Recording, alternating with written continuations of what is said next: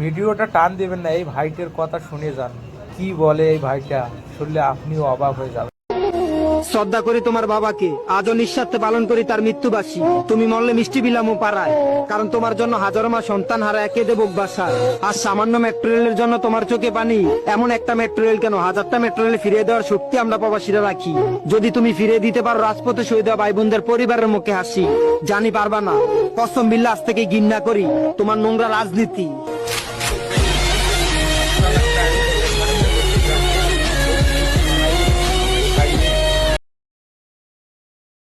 এই ভিডিওটা দেখে যাবেন কি পেলাম স্বাধীন করে, নেই পেলাম আর স্বাদ।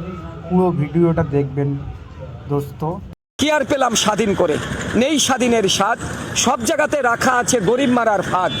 ধনীরা সব ধনী হবে, গরিব হবে শেষ। স্বাধীন করে পেলাম বুঝি এমন একটা দেশ, হাড় ভাঙ্গা পরিশ্রমে গরিব ঝরায় ঘাম। রাজা আছে মহাসুখে, প্রজা পায় না দাম। ভাবতে গেলে অবাক লাগে, হায়রে স্বাধীনতা। এমন স্বাধীন পেলাম আমরা, কেউ শোনে না কথা। দুর্নীতি আজ এত চাঙ্গা, পঙ্গু হয় দেশ। দেশের টাকা বিদেশ নিয়ে দেশ করছে শেষ। দেখছি কিন্তু সব লোকে বলছে না কেউ কথা। আমরা কি তাই চেয়েছিলাম এমন স্বাধীনতা? 10 কোটি মানুষের উপরে আসলে যেই কবিতাটি ওনার ভাইরাল হয়েছিল, কিন্তু সেই কবিতা মানুষ দেখার পরেও, এত ভালোবাসা পাওয়ার পরেও লেবুর শরবত বিক্রি করতে হচ্ছে।